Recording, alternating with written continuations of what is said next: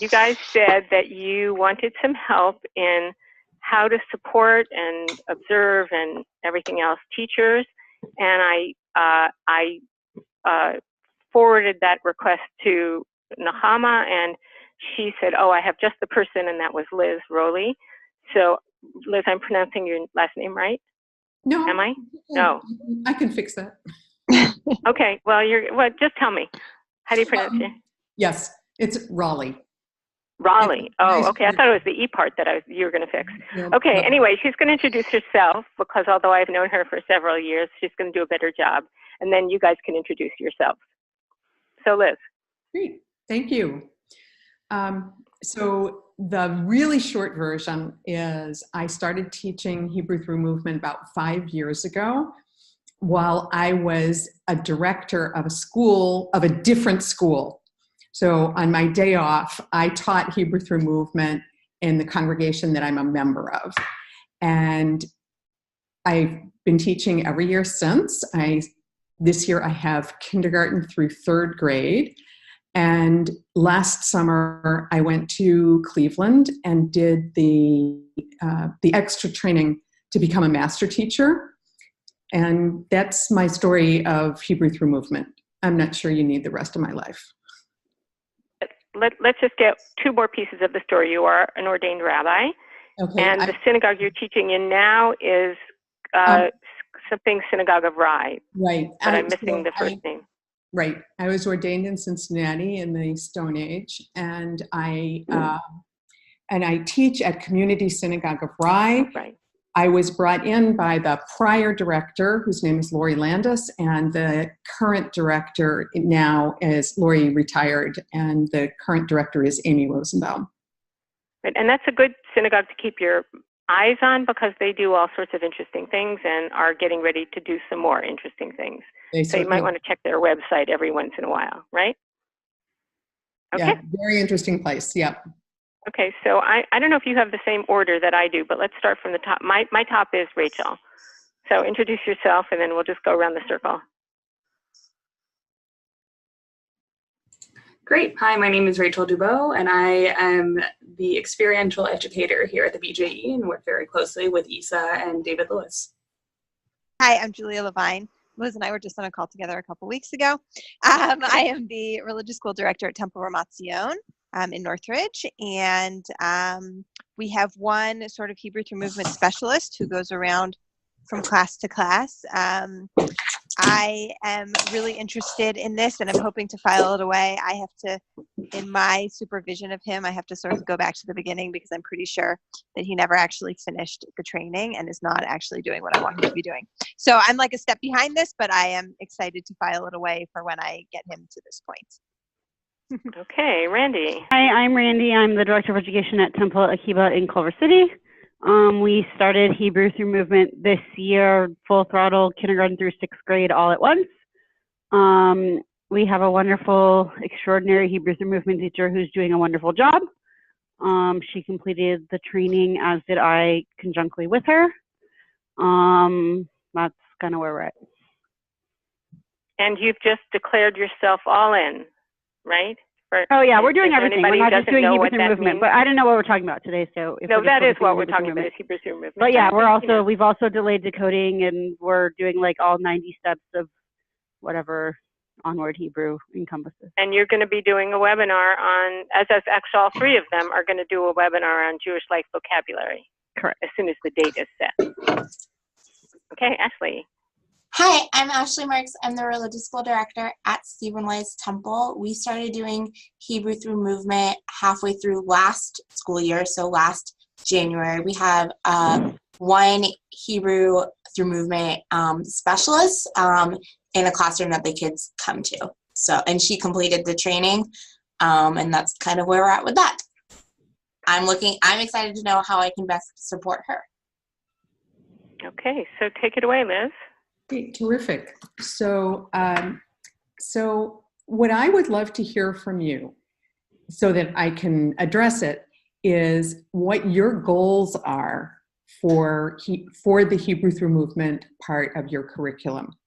So I think Randy probably already indicated that she's all in and she's using it to get to the rest of the Onward Hebrew program. But if Julia and Ashley could just give me a little idea about what you're trying to do, then I'll try to make sure that you get something useful. So Hebrew here is really interesting. I think we're taking the steps to be all in, but that this congregation is more of a process shift. And I'm excited about Hebrew Through Movement as like a tool. One, I'm just excited. Aside from that, I'm just excited about Hebrew Through Movement as like a tool. Like, I think it's great. I think it's great learning.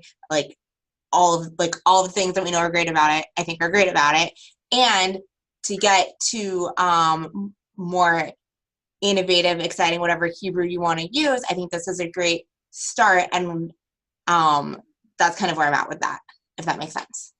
That's great. Just tell me what grades are currently doing Hebrew Through Movement. Kindergarten through fourth grade. No, through third grade. Next year, fourth grade will get added. Okay. Okay, and for us, we are unlikely to get to a point where we're delaying decoding. We're kind of a more traditional learning model. And we started using Hebrew Through Movement as a response to the parents wanting more conversational Hebrew in the classroom, and us being unwilling to give up also the prayer Hebrew. So it's supplemental in that way. And I love that it's something active and a break from sort of the monotony of Hebrew learning. So all of those things. Great, thank you very much. Isa suggested to me that your question. I'm sorry, Liz, can I just interrupt for a second? Please. I thought I said something, but I didn't realize that I was muted. Unmute yourself, Julia. I think it's interesting to just learn from Julia. She's in a conservative movement where people care a great deal about decoding, so much so that there is an Ashrei club that kids start joining in the third grade. Do you want to say more about that? Just that they really value the sort of academic side of Judaism, and as well as the community side. But yes, we have kids as young as third grade joining our Ashrei club, meaning they've led the Ashrei for the community at least 3 times. And we also have kids like, I would say, second and third grade and up reading Torah. Thanks. So that's why we're not interested in delaying decoding. When I started teaching Hebrew Through Movement at Community Synagogue, which is Reform, I was the director of a conservative school. And so I really get that whole gestalt. Yes.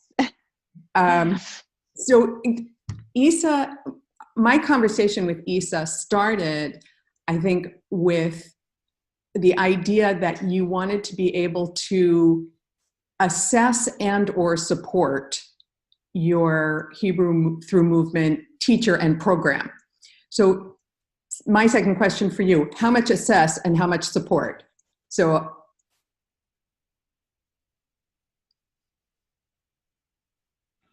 I think that they go hand in hand.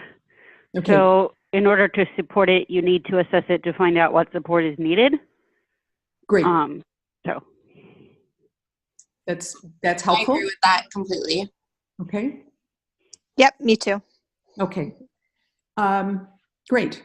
So if that's the case, what I'd like to do is I'd like to take a path toward getting to the assessment question, and cover a little bit of the support that I think is worth keeping in mind, so that the assessment can assess what it is, whatever it is you want to assess.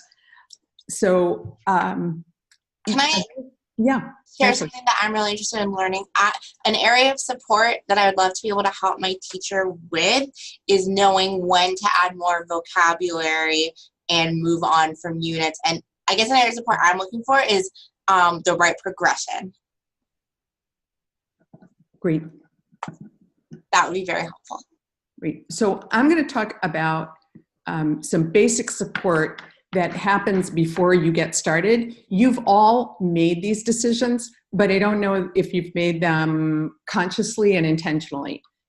So who has their teacher, whose teachers have dedicated space where the different classes are coming to the teacher? Ashley and Randy, right? And Julia, your teacher is going to the kids? Okay. So there's some support that's needed for moving a teacher from place to place that's slightly different. And that honestly involves how their props get moved with them. And Ashley, Julia, how many classes, how many different classrooms is your teacher going into? He goes into 5 classes on Sundays and 2 classes on Tuesdays. Are those the different rooms? Tuesday? Right, and the 2 classes in the weekday classes are different from the Sunday classes. Yeah. Okay. Okay. So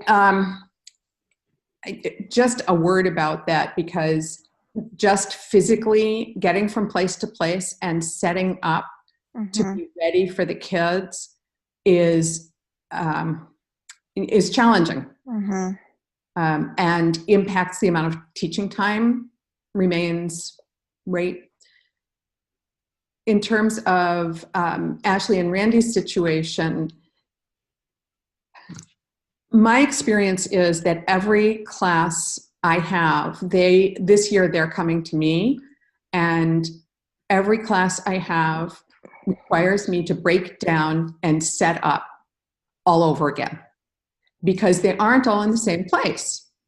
So I need to take the props that I used for class 1 and regroup before class 2 gets there. So that's a scheduling issue in part, and it's a space issue. So just some things to keep in mind, and maybe to check with your teacher that those issues are not going to interfere with how they feel that they can effectively teach.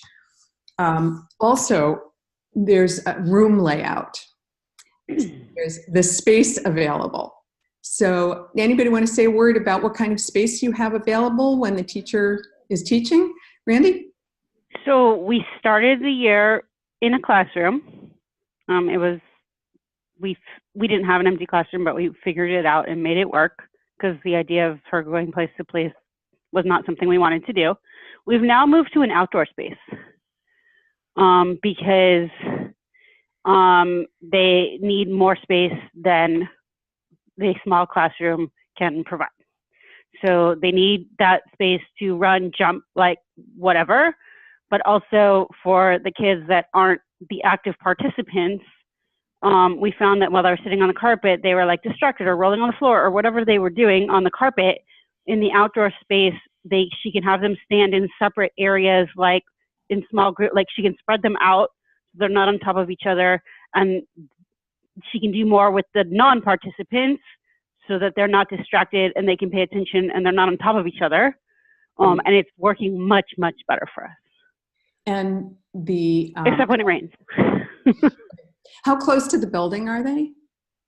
Super close. Like it's like literally like an outdoor yard, like right outside. So if she asks them to point to the building, they can identify things from where they are. Yes, and it's attached to so there's a classroom that she can grab materials from. If she needs a desk or a chair, she can literally bring it outside to the yard.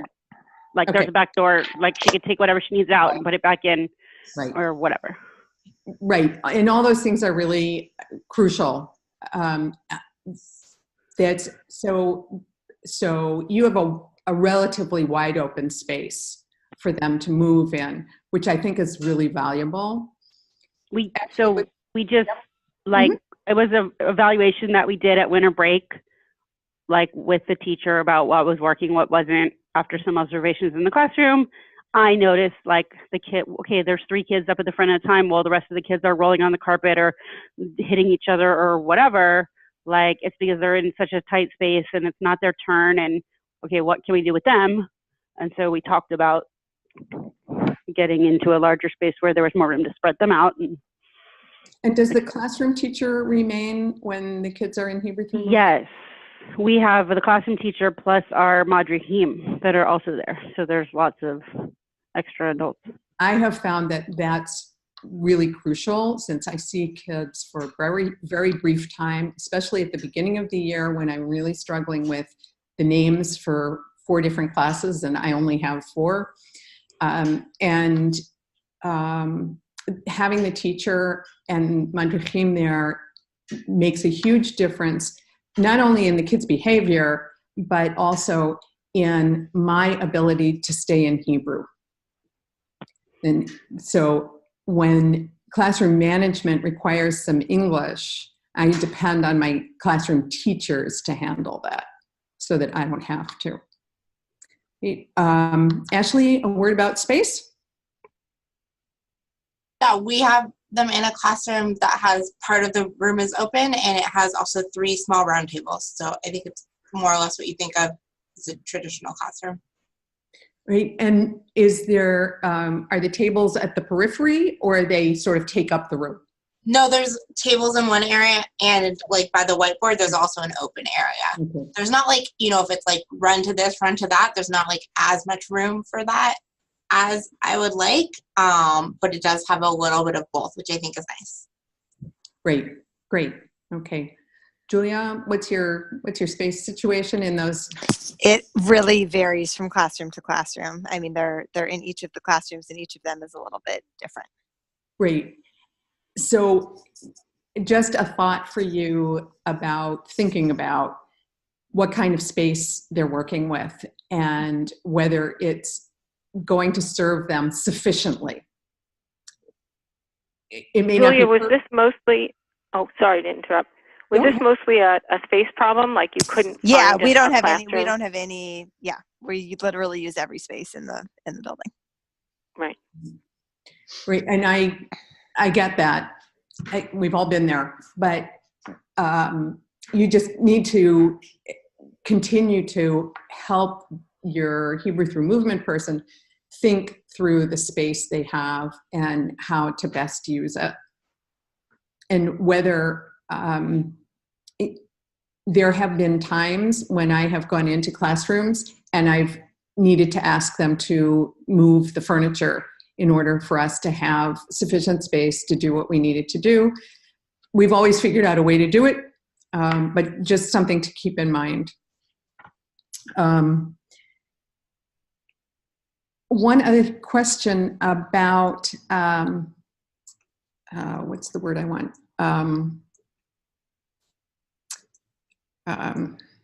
Consistency, there we go, consistency. What happens to your Hebrew through movement program on a day when the school has a special something, a special program? Did anybody do school-wide, you know, a school-wide? Yeah, I mean, I would say it's very occasional for us, but on that occasional time, we cancel. Great. Yeah, Okay. we skip once in a while too. I mean, you know, it's maybe 3 times a year or something like that, but we do skip it that day. Okay. So just to keep in mind that to be effective, consistency is really a necessity. And they, you know, the vacations break it up. And unlike reading Hebrew, the kids don't forget everything, but they do need that repetition and review regularly to keep it, you know, to keep it fresh. And finally, something about materials. Yeah, Isa. I don't know if this is not a direct question to you, but I guess a question to the Onward Hebrew folks in Nechama.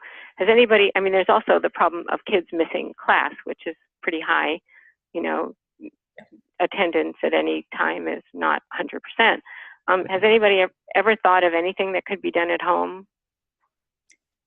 Like an MP3 or something, or is that even feasible? I don't want to derail the whole conversation. Yeah, that's a really interesting question,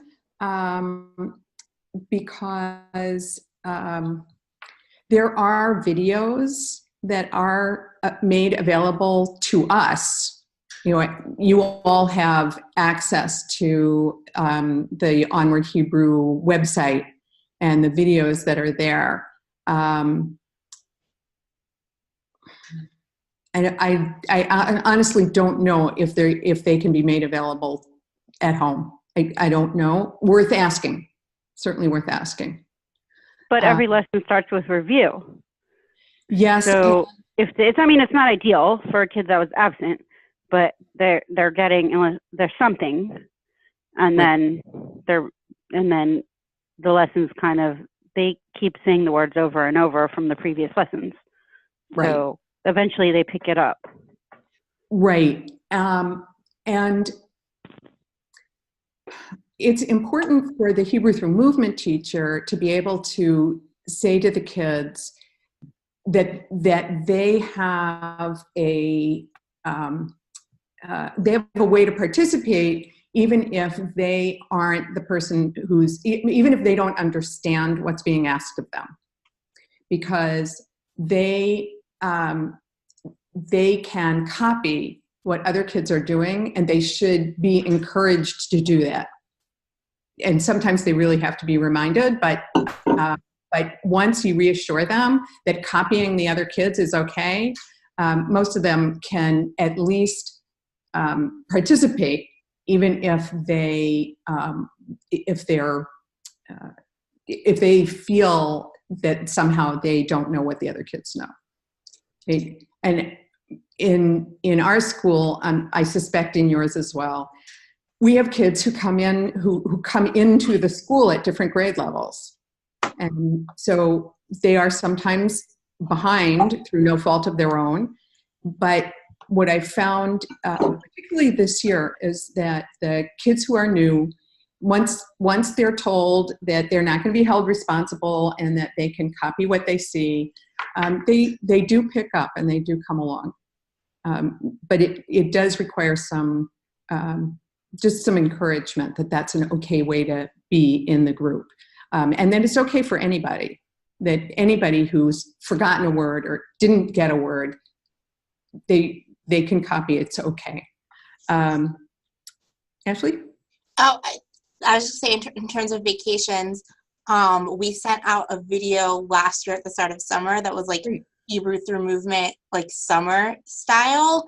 And I was a student, and it was like, walk to the water, sit on the towel, like touch the beach ball. So I don't know that it was like pedagogic appropriate in terms of like the introduction of like these new words, and like it was like kind of silly, but it was like some words they knew and some like summer themed words. It was like, grab the swimsuit, and we sent it out to our families and be like, you can play along like at home.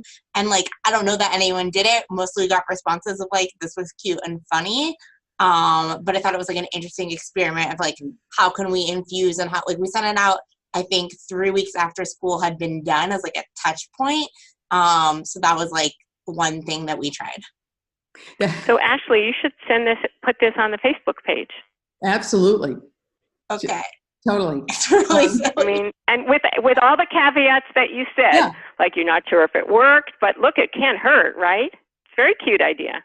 And it might encourage other people to do something that they can then share that might be pedagogically, more in keeping with the general practices. But it's a great kickoff for people to think about. Absolutely.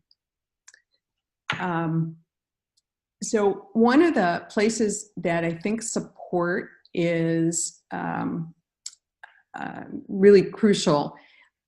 We already touched on a little bit with Randy's got her kids going outside, and that means that they aren't in a space that has all of the objects that they would have in a classroom, or they might not have those objects, but they can be moved.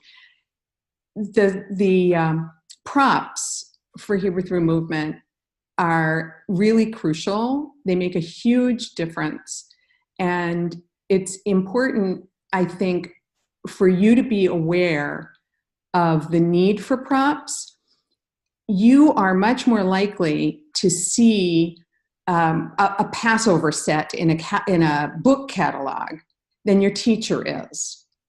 And your teacher may not even know there is a Passover set that they could have. It's helpful, I think, for you to keep in mind the kinds of props that might be useful to them, because it's important for them to have variety. So a variety of groggers is useful. A variety of flags might be useful. You are in a position where you see those things as a part of your other responsibilities. And I think that keeping that in mind and offering those things possibly to your Hebrew through movement teachers, or at least having a conversation with them about how they're finding props. If you have a preschool director, or you are the preschool director, they often have sources for Jewish play items. So they know where to get a Shabbat set.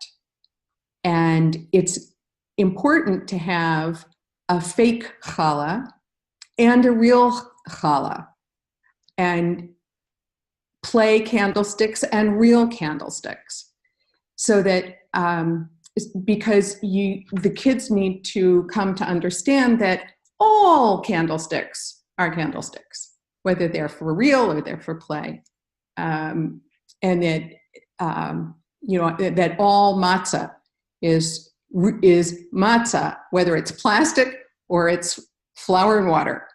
So keeping an eye out for props. One of the questions I think that you need to resolve is kind of whose responsibility is that, so that you and your teacher are in the same, are on the same page.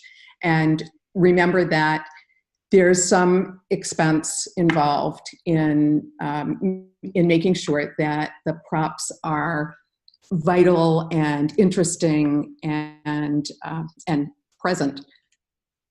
Also, the JECC in Cleveland has a resource store, and very often they have things there and they also have things on the Onward Hebrew website that you can download for pictures of things. And all of that is useful to your teacher. Okay, so I think the question of assessment, I think that brings us to the question of assessment. Anybody have questions for up to this point, or comments? How much budget would you recommend requesting to get all of the necessary props? What do you think? Ballpark. I don't think you have to get them all at once. I don't even think you have to get them all in the same year. It's a growing collection, and it will, grow over time. Honestly, it seems to me if you had $200, it'd be plenty. Okay. Or some basic stuff. You don't have to buy groggers; they're already in the shul. Just take some. Well, in a pinch, you could also print a picture, couldn't you? Absolutely. And what I would say about that, from my experience, is that a laminating machine is really, really useful. Mm-hmm. Pictures are great, but if you don't laminate them, they wear really fast. And when you're dealing with a number of different classes each day, they wear really quickly. So I think that pictures are actually part of the props. I think that they serve that purpose of, the tree in the picture. When you get to Tu B'Shvat, the tree in the picture is just as much a tree as the tree outside the window. So I think pictures are part of it. And I think that when you work with pictures, just think about laminating. It's my only caveat about that. Okay, So those are some things about support that I think that I thought of and Isa and I thought of. Is anything else that comes to mind in terms of support as opposed to assessment that might be useful for you right now?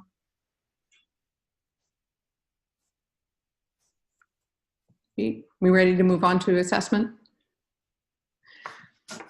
So, so the question is, who are we assessing? Yeah, Isa. Can I ask just a question? Is it the case that however skilled or unskilled the teacher is, the kids are excited about being in Hebrew through movement and they're not misbehaving, and other teachers resistant to being in the classroom? I mean, there's some of that support. I'm just wondering, that's all. Okay. Never having seen this in action. I'm not clear about what you're asking. So well, I was just wondering if the support extends to classroom management, a word to the teacher, you need to be there, whatever. I'm just repeating stuff that you said. I'm just wondering about it. I think that that both teachers and madrichim can be engaged in very specific ways, depending on what you see as the particular issues. But I want my teachers and my madrichim, I want them to be seated between the kids who shouldn't be sitting together. You know, there are obvious things. If you have a really good teacher, they're going to do it anyhow. But if they're not helping the Hebrew through movement teacher in that way, then they should just be asked to be aware of those things and be on top of them. And it's, I think, helpful for them to be very clear that the Hebrew through movement teacher probably should not be the management person. Because of the issue, they can't talk to the kids in Hebrew to manage the class. And one of the teacher's assignments is use only Hebrew as much as you can.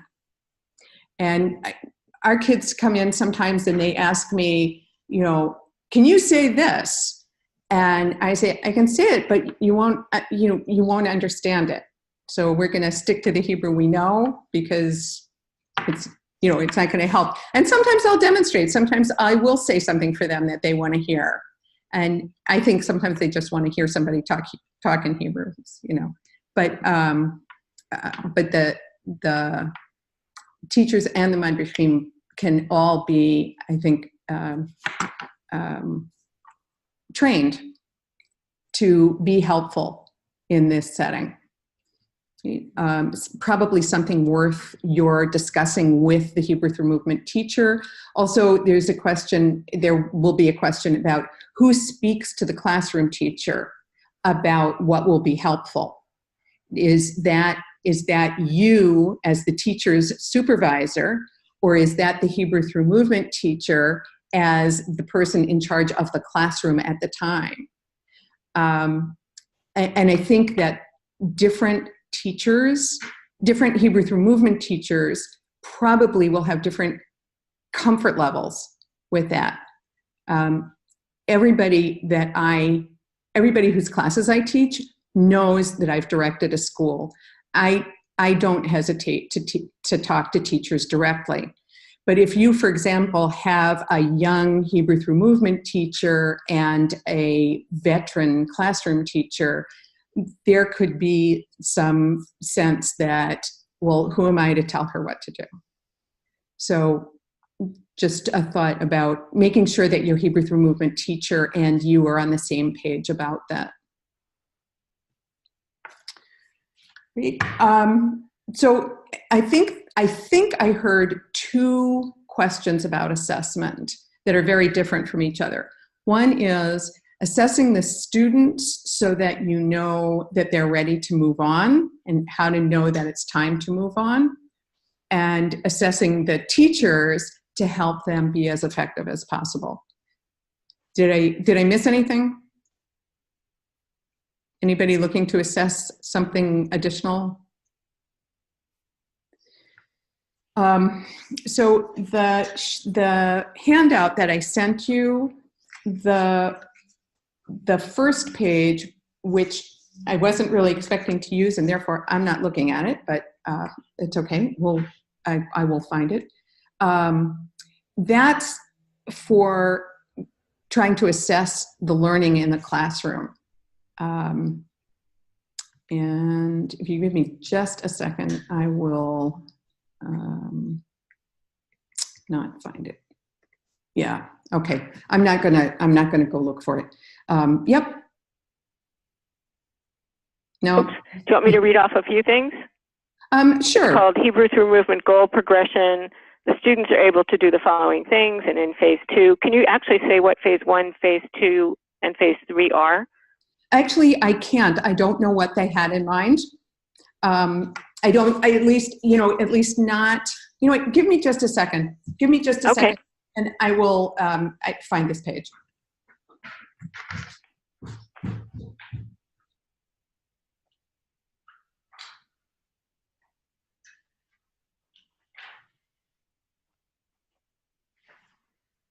Oh.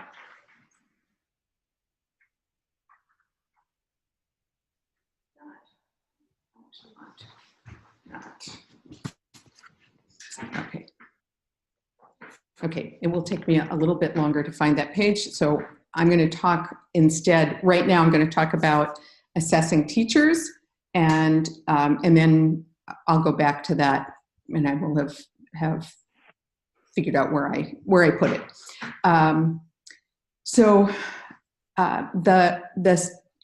The second part of what I sent you, oh, there it is. There it is. There it is. I found it. Sorry. Okay. So we'll look at page 1 first. It's fine. So honestly, I don't know why they've used phase 1, phase 2, and phase 3. I think that the way that they're listed there, the items, everybody has this, right? Okay. That the way they're listed there is actually a natural progression. It is the progression of how kids move through Hebrew through movement. When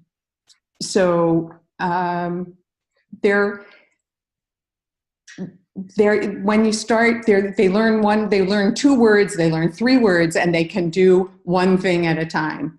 Eventually, they can do one thing after another. And when they get to phase 2, where it says follow more complex commands, so I say to my kids things like, put your hand on your head and jump to the door, and jump slowly to the door, and put your foot on the door. And I give them all of that at the beginning. They have to remember what I said and do it. And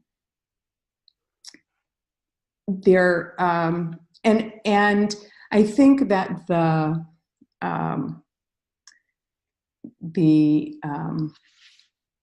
terms here that they've used, novice, emerging, and proficient, when looking at a single student, it's pretty easy to say, definitely has it every time, no problem, or is very hesitant, isn't sure, looks around at other people to see what they're doing, and kids who are willing sometimes to be the first to start out. So they're emerging with their knowledge, and they're willing to take the risk of being the first person to try something.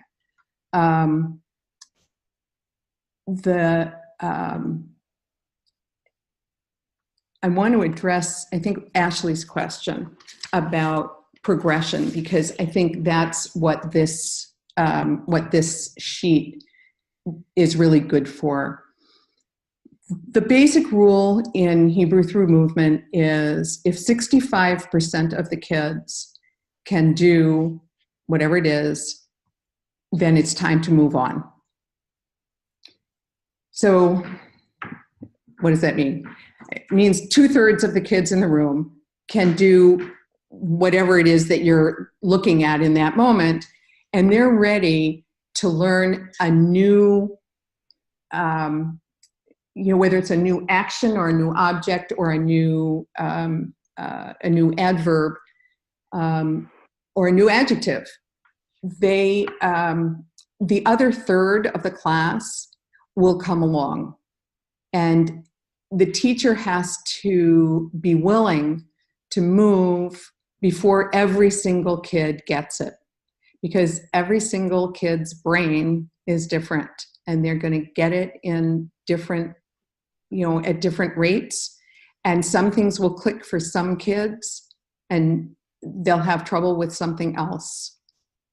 Also, I can say from having taught the same kids now for several years, that sometimes the kid who in first grade is looking out the window all the time, comes into second grade and is with you 100%, knows everything, and you think, how did that ever happen? But they get it, at least with consistency, they get it. Ashley, is that enough to help you? Yeah, that's very helpful. Thank you. Okay. I do want to actually add one other thing. The question is, so who's going to count the 2/3 of the class? Right. It sounds to me like a question of making sure the teacher's day is structured, or, their prep time compensates, whatever the case may be, the time to be able to fill out these sheets or to use their own system of evaluating. Right. Which is hard if you have one class and then immediately have another one. Exactly. So what I would suggest is that this is a wonderful role for the classroom teacher and the madrichim to, from time to time, not every session, but from time to time, to take a step back, be an observer with a sheet of paper in their hands, indicating what things you want to know that the kids have really gotten. And that relieves the Hebrew through movement teacher of needing to worry about counting or remembering kids' names when they have a lot of them, all of that. So I think, actually, I didn't mention this.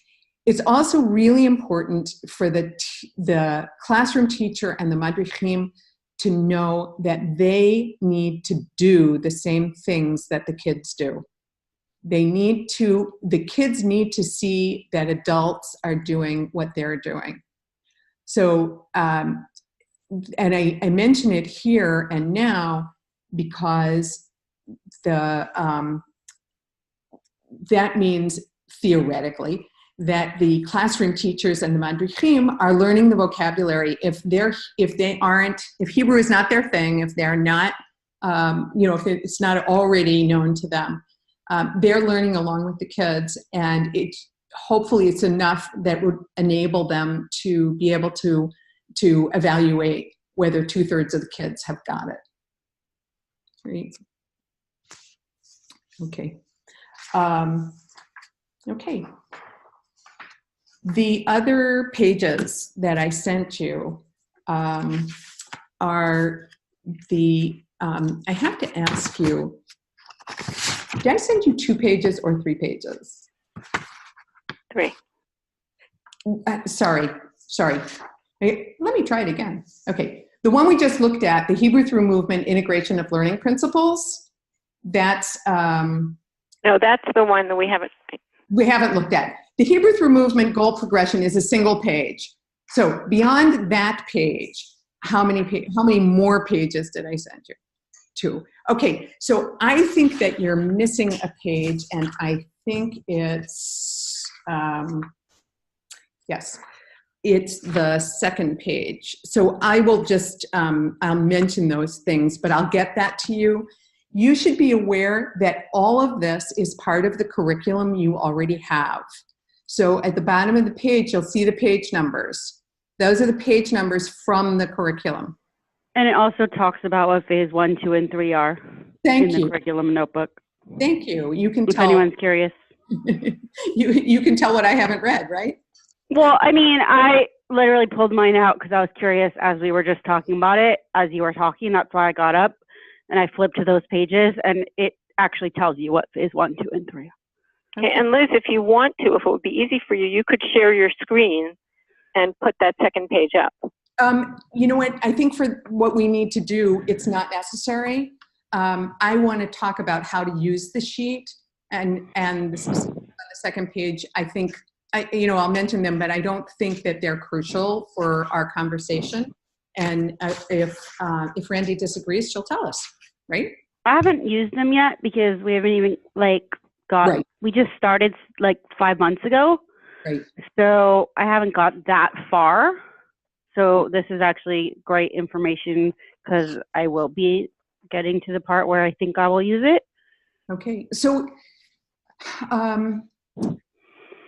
if you are like I was when I was a director, you have no time to actually do the observations that you're making yourself feel very guilty about having not done. Right? And listen, whether you observe your Hebrew through movement teacher or not is really up to you. But it helps the teacher. I will tell you, it helps the teacher to grow without a doubt. And the alternative to observing a class is to get one of the madrichim to video the class and then sit with the teacher and watch the video, which in a lot of ways is way easier for you than trying to be present, unless the teacher is saying to you, I have this very specific problem and I need you to come and look at it and help me solve it. So that's just a suggestion of a way to do this that might be more realistic. Very close to us, to where I am, there's a congregation called Larchmont Temple because it's in Larchmont. And there's a note here, the second line of this page is thanks to Ted Dreyer, who's an educator at Larchmont Temple. And he created this effort to help with their Hebrew through movement program. And it's very complete and very helpful. So his perspective was that we're all progressing. We're all going to bloom as roses, and we just have to get there. And this is a wonderful, wonderful guide for watching for where your teacher is a rose and where they still have thorns and where they're getting there, where you can see that it's coming, even if it's not as good as it will be. And I think it's very helpful to them to call attention to things like all observations.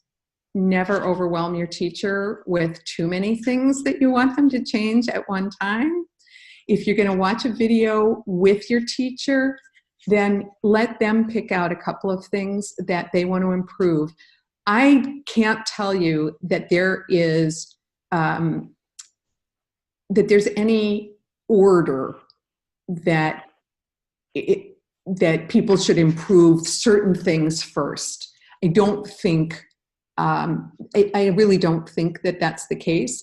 I think that as one area improves, the teacher has psychic space to improve other areas.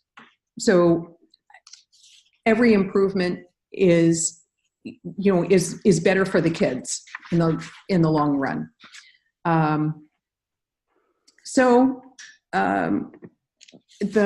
It's pretty self-explanatory, and I'm going to talk about a couple of things, but I don't think that we need to talk through everything.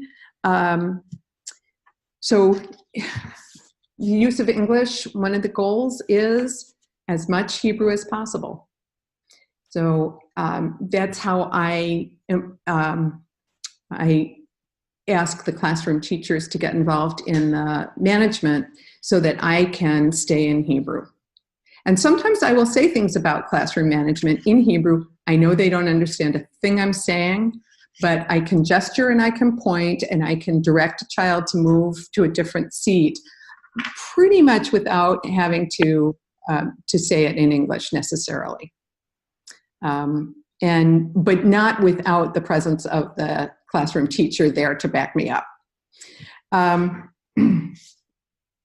So here, his progression is from a teacher who uses a lot of English, consistent use of English, to, on the other side, English use is rare. That's your, best case scenario.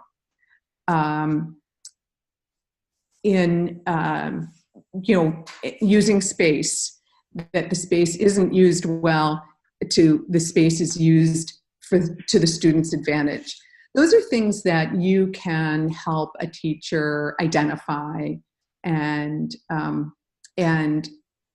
troubleshoot and problem solve. It may be, I once complained to the original person who hired me to do this. I complained about a space issue, and without saying anything, she got up, walked out of her office, walked into the library, rearranged the furniture, and said, "Okay, you can teach here." It was just, I said something that made her realize that she had a solution to the problem. I couldn't possibly have come up with that solution. It wasn't my building. I wouldn't have known. So you can do some problem solving with your teacher.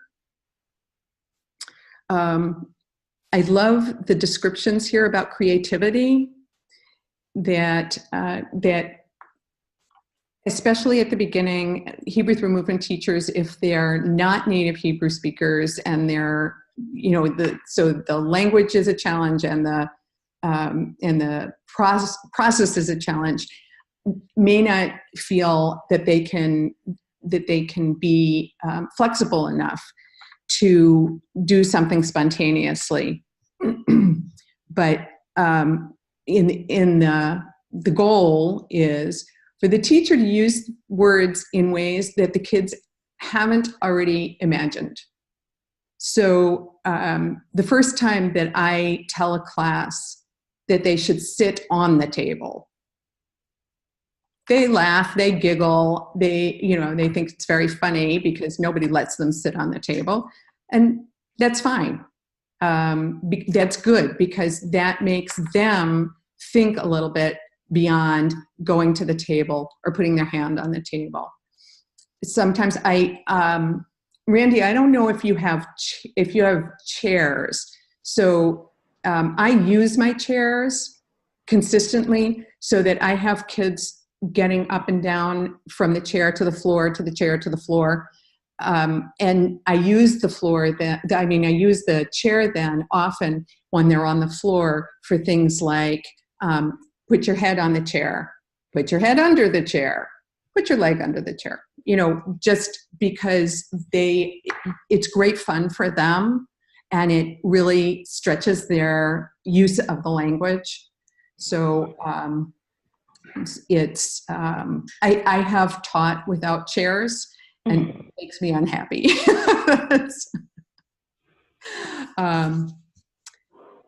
So what I would suggest actually is if you take a look at this, and if there's anything there that doesn't mean that you don't know what it's talking about, but I suspect it's pretty self-explanatory even without the page. I will tell you what's on the page that you're missing has sections on sequencing, on introducing new words, and on the classroom climate, which they don't mean the temperature. if you don't have any specific questions, I'm going to suggest that we watch a video and that you try to evaluate what you see. You want to? Shall we try this? Yeah, we have an hour and a half for this, right? Is that correct? Okay, great. Okay, so I have two options of videos. One is the video, and if you already did the training, it's the person who always does the videos. And the other is a video of me. And I will tell you, I am not at my teaching best in this video. And I'll tell you after you see it why I'm not at my teaching best. But we can go there. So, all right. So I'm going to suggest to you that you take your little grading sheet here and make some notes. We don't have to watch the whole thing, and we don't have to watch it all at once, but you can take a look and see what you think of my 17 hours. Sorry about that. It won't happen again. Sorry, which are we using the goal progression or are we using the integrate? My suggestion was that we would assess me Okay. as opposed to assessing the kids. It's this particular video. It's probably better for assessing me than assessing the kids. So that's the integration of learning principles, right? So.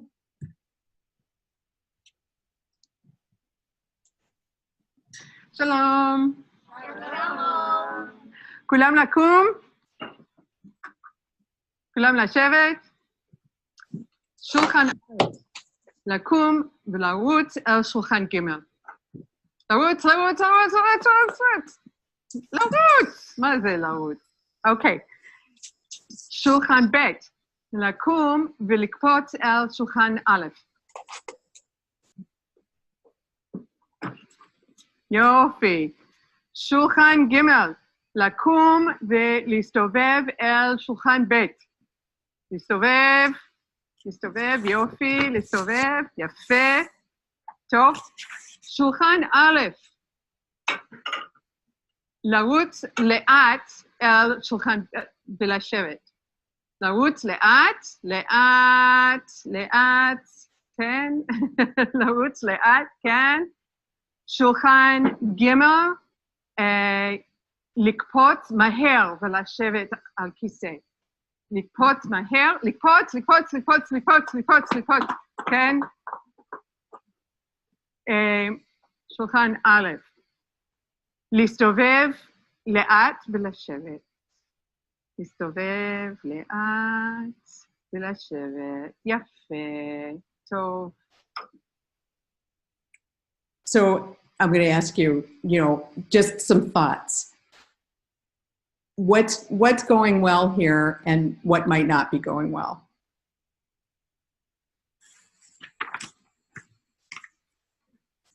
Just take a look at your sheet and see if you can identify anything, that worked or didn't work.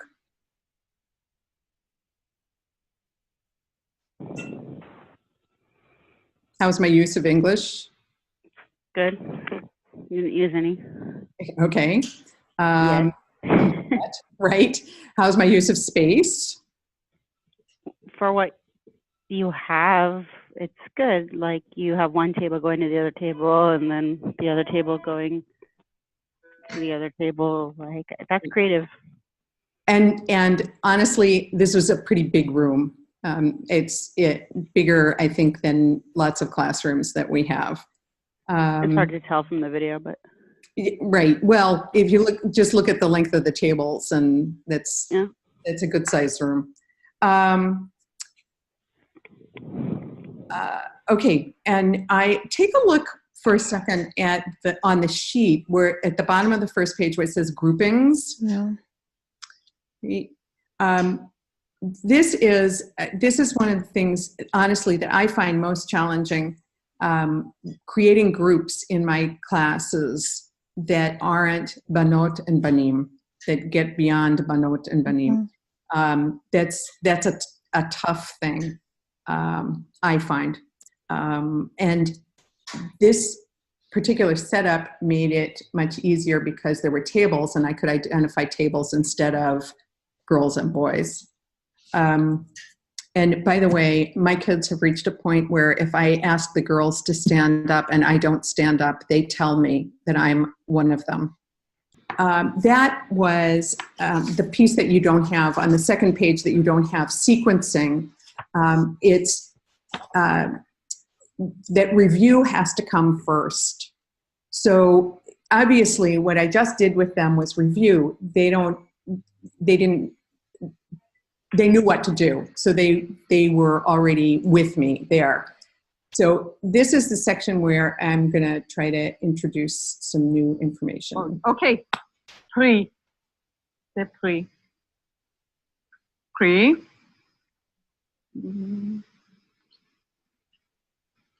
Pri.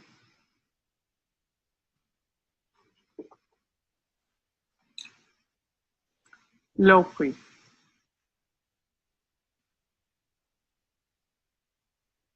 Low pri.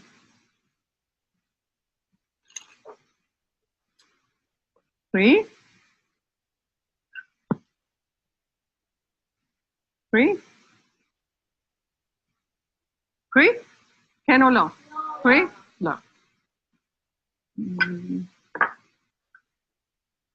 פרי? כן או לא? לא.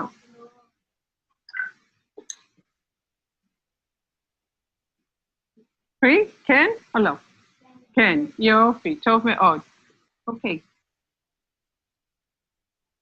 So thoughts about that? Effective, ineffective, appropriate? I liked the variance of objects you had for each.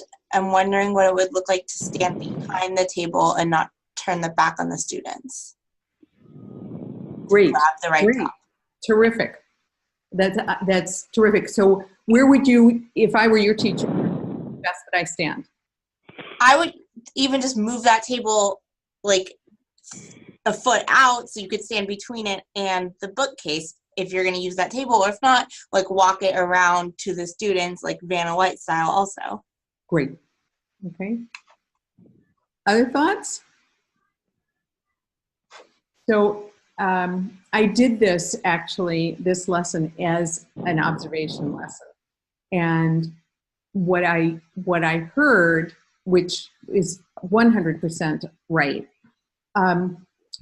when I held up I think the first one, I didn't just say pri, I said ze pri. And that can only be confusing. They don't know from ze or not. So extraneous words become a problem for the kids. They don't know whether to, their assumption is that everything they hear that they're going to integrate. So just a thought about watching for extra words. This is an ongoing conversation I have with our second grade teacher about her use of Hebrew in the classroom. Dina וללי ודילן. ללכת אל שולחן.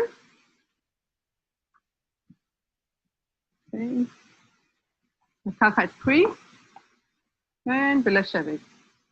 פרי, יופי, טוב. אוקיי, ולשבת. טוב. שולחן א', ללכת אל שולחן. לקחת פרי ולשבת.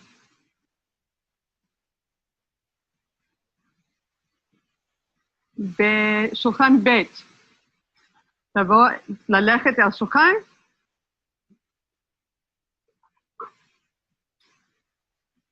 לקחת לא פרי. יופי, טוב. אוקיי, ולשבת. תודה. Okay, thoughts?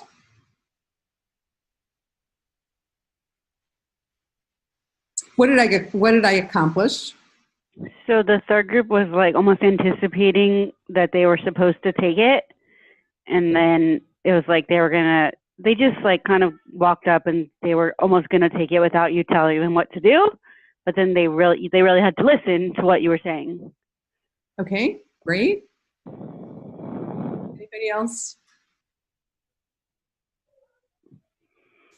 So I don't know if you noticed at the very opening of this section, when I said to the first group, Lalachet el Shulchan, I pointed at the table, and that probably was not necessary, and I find that I do that from time to time with the kids.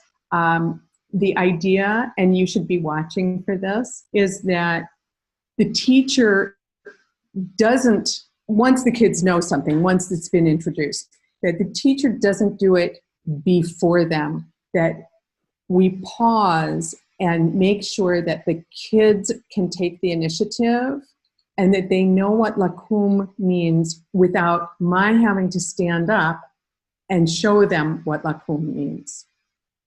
So at the very, very beginning, the first thing I said to everybody was lakum. And I did this very rabbinic thing. I went like this. And I knew immediately when I did it that that was not a good idea. That's if I want to know that they know it, I have to give them a chance to demonstrate, not demonstrate for them. So another thing to watch out for, it's a really easy thing to get to miss, for the teacher to miss, because the first times when you're introducing something, you have to be the first person up, the first person doing it, and then you have to start to pull yourself back and less show them, let them show you. So you want to be watching your teacher to make sure that they are making that progression from being the person who's demonstrating to being the person who's watching for the demonstration. I think, I think there's probably other stuff here that's useful, but it gives you some sense of watching someone and watching the video. I want to tell you a little bit about the history of how this video came to be. This is the video from the master teaching training that I did last summer. And so a number of things that were problematic for me. I had never met these kids. I didn't know them. The teachers were other people who were in the training with me, so I had been with them as we learned together, but I didn't know the kids. I didn't know what they knew. And I had never, in my classrooms that I've used, I have never had kids sitting at a table. So that was a whole new experience for me. And I was given the option of using the tables or not. And it turned out that change for me was like a surprise factor in my teaching. And again, why do I tell you this? Because those are the things that your teacher may happen to your teacher. Something happens and you have to relocate, and they're in a strange space and they're doing things that are not what they're used to, or they're doing it in a way that they're not used to. Those can be real challenges. I just want to see if there's something else here.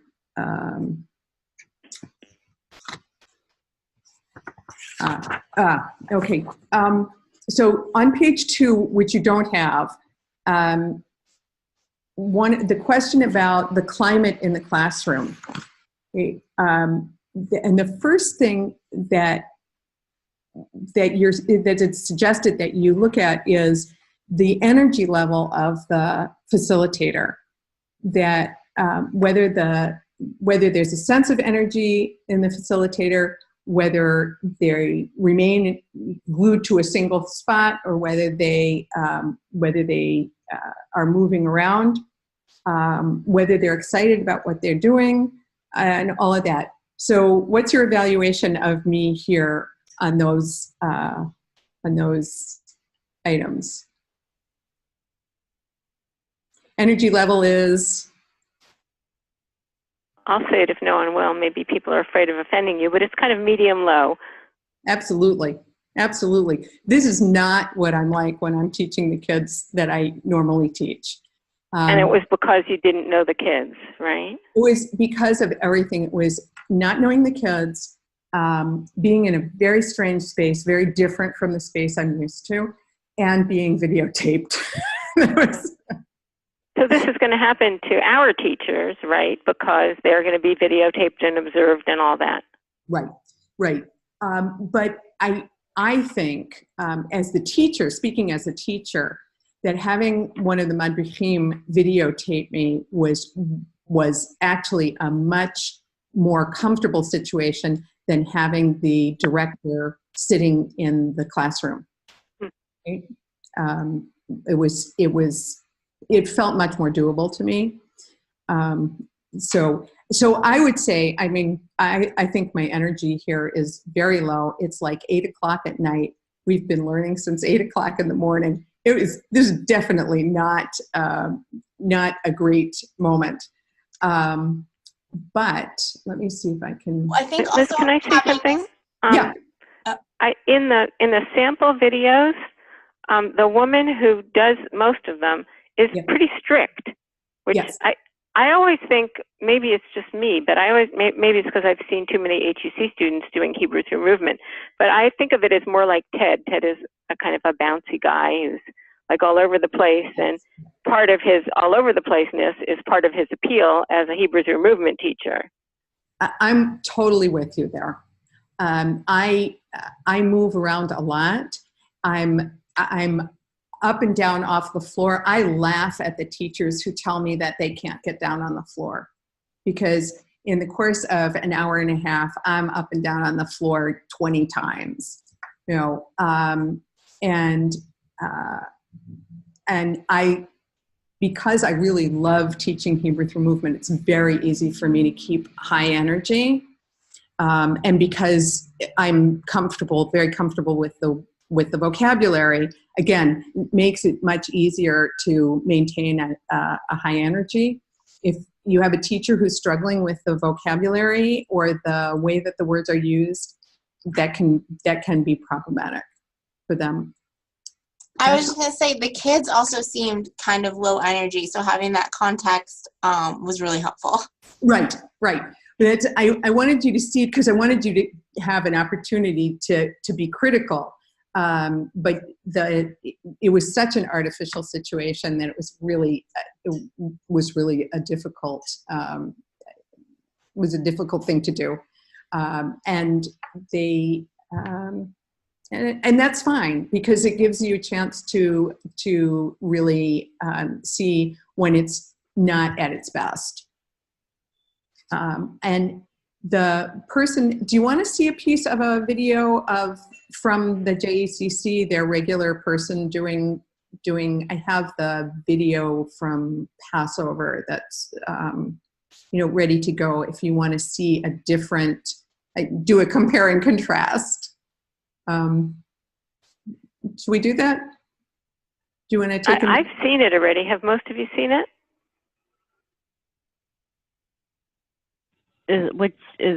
I've seen it. Yeah. Okay. So I agree with Isa that the teacher that they use as their model usually seems very strict, but I have to say that I suspect that all of that is staged. So the kids' fabulous behavior, I think, is because they all were told that they were being videotaped. And although they seem to enjoy a lot of the things, they chuckle and they. Right. No, I agree with you about that. But they're but I think it does impact their behavior. Do you have a maximum number of kids you think are in a group? Because I know of one congregation that has, I don't know, I would say like 30 kids in the room, and they're all running. Are they? It's kind of interesting watching them all running around the room. Right, but is it effective? I don't know. I'm asking you. Well, do the kids learn? In the beginning, maybe. Right. That I would agree. In the beginning, I probably could do that. But I have like 15, maybe 15 second graders or first graders, 15 first graders this year, and 5 kindergartners. And every once in a while, they want to come in together. And I just hit my max. You know, it either because of the particular personalities of the 2 classes, or because 20 is just too many, which is what I think. I do it for them because they have a scheduling problem. But I find, basically what I find is that I can't introduce new vocabulary when I do that. That I can review fine, but it's very hard to teach new stuff. It's just too many kids. So Ashley and Randy, what size are your classes? So we have a problem in that our classes are too large, and that I only have one teacher and she has to fit all the classes in, and the schedule wouldn't allow for, like, there's no way I could split them in half. Like, there's not enough time in the day. Right. Mm-hmm. So I'm aware that they're too large, but there's nothing I can do about it. There are over 20 kids in the room. Right. So but we're like doing the best we can and modifying it and like really working with a known problem. We're not ignoring the fact that there's 20 kids in the room, and trying, you know, to make modifications and whatnot so that we can work with the large. That's part of the reason we moved outside. It makes perfect sense, and all the more reason, I think, to enlist your teachers and your classroom teachers and your mentor team to help you. That's, I think, with 20 kids or more than 20 kids, the Hebrew through movement teacher needs support like that.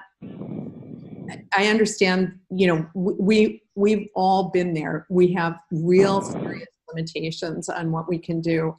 I was very lucky one year. I had a first grade, and the first grade teacher suggested that it actually would be better for both of us to split the class in 2. And I took half the class, and it actually gave her 15 minutes to have a small group that she could work with. So if she wanted to do a more complex art project, for example, she had 15 minutes with half the class, and then they would swap. And it was helpful to both of us. I totally understand you can't always do it. This year, I am at my max in terms of the scheduling. I can't schedule any tighter than I'm scheduled. And fortunately, it allows me to cover all the classes. You know, when you run out of time and space and teachers, right, you have to make do. Randy, will you have another trained teacher going forward? So it's something we're thinking about, because it's something we're thinking about. We're evaluating whether we need a second teacher really to make this work the way in which it should. Not that it's not working well, it is, but like it could be more effective with smaller groups, and splitting some of these really large classes in half. Right. Right. And I would say, since you're really moving toward using Onward Hebrew consistently, that at some point you're going to need to do it in order to have a robust Hebrew program. Oh, yeah. So, you know, this was our trial year. We're only 5 months in, so we're like, let's just give it a shot with what we have, and then we'll evaluate where to tweak it. Right, and that's an area I think in which we are going to tweak, because it doesn't work with a large group. So could we use our last few minutes to get back to the first sheet, which is Yes. observing, because I know Randy, and I heard from David that you're very interested in how to evaluate to see if it's working or not. That's a whole other thing if the teacher is working, but if the program is working.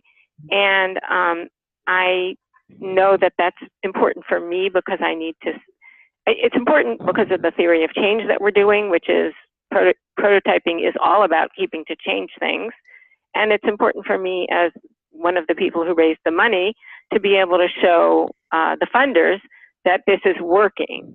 So do you have anything to say about this? I mean, actually, we're going to have to do this on our own, Right. is figuring out how to do this. It strikes me that this is maybe too long a list, that you could Okay. So that you could train Madre Hamer teachers to do it, but not this whole list, right? right, because you wouldn't need the whole list at one time. You would, the first 5 items are going to be, you're going to be using those for some time. And once the classes have those 5, or at least 4 of them, then you're not going to need to evaluate that anymore. Basically, you're going to move on interesting. class to the second group. This is Interesting. an end So of the they're in year order evaluation of for each priority. class. Randy, say it again. This is an end of the year evaluation for each class to kind of go forward to the next year to see where they need to start. Great. It's not like a lesson by lesson evaluation. No, but I think, it's too late for us this year, but I think it'll be interesting next year to do beginning, middle, and end. Well, that's what you have. Just to sort of see how it's going. This then continues on as their beginning of the year. This is where they start, and then you don't need to do one at the beginning because you have one from, well, I guess what they retain over the summer, but. Right, I think that would be interesting too. I want to push back a little about, I get it. I know that, well, I don't get it, but I don't agree, but I get it, that you're not supposed to use English, but that would not be my highest priority. I would say preparation is my highest priority. So, maybe this is something that we should discuss when we do our own evaluation. Okay, so, right, I didn't talk about preparation, and maybe I should have. It wasn't one of the things that we had focused on. The one thing that I can say very briefly about preparation is that teachers need to prepare for each class individually, that every class is in a different place and they have to, and the longer that you're with the kids, the more different the classes are from each other. Some of them will pick up much faster. A smaller class might do better. You may have some kids in a class that are just so good that they bring the rest of the class along. And so every single, I see 4 classes each week, and I have to have 4 different preparations, basically 4 different scripts for them, and for each one to make sure that I've reminded myself which words they're going to review, what I want to introduce that's new, and how I'm going to wrap up. So we really only have 2 minutes, but I just want to say that is there any, I confess to not having read the manual, like just only skimming it to see what Hebrew words were on it, but this doesn't actually say anything about student learning, right? Is there an assessment of student, when I'm thinking, maybe this is wrong, then we're going to all talk about this, so we don't have to solve it now, but when I'm thinking about funders or parents, they want to know, they don't really want to know, is the use of space appropriate? They want to know, are the kids learning Hebrew? What percentage are learning, or whatever? Like you said, 65% you move define on. learning Hebrew, and this is a bigger conversation. Of course, that's part of our problem, but you could show parents a list. For Julia's purpose for learning Hebrew is different than my purpose for learning Hebrew. Right. So Okay. Well, we can process it's a much this larger another time, conversation, even but without Liz or with Liz.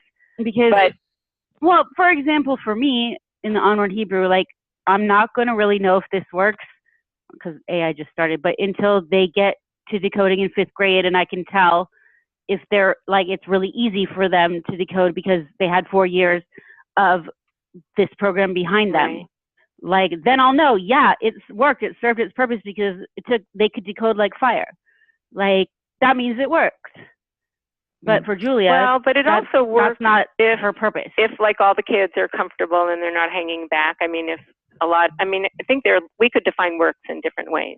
So I will, Isa, when we're done, I will send you the page number. There is a page in the curriculum that allows the teacher or a madrich or somebody to evaluate what kids know, and it's not bad. I will say though that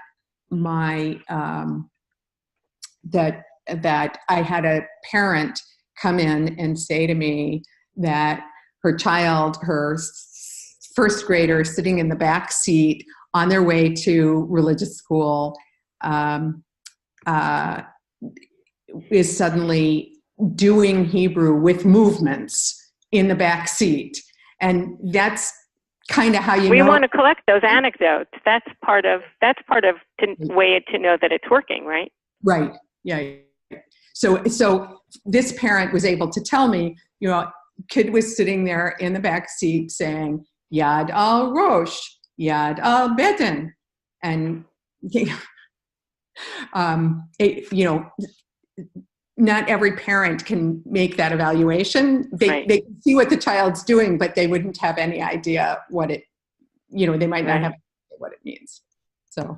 Okay, so our time is up. I just want to say thank you so much to Liz. You've really been incredibly thorough and helpful, and maybe we want to come back to you with questions. We're going to get together next week. We could ask that, and just thank you for all your preparation. Thank you so much. Thank you. And it was really so great. helpful Much. and inspiring.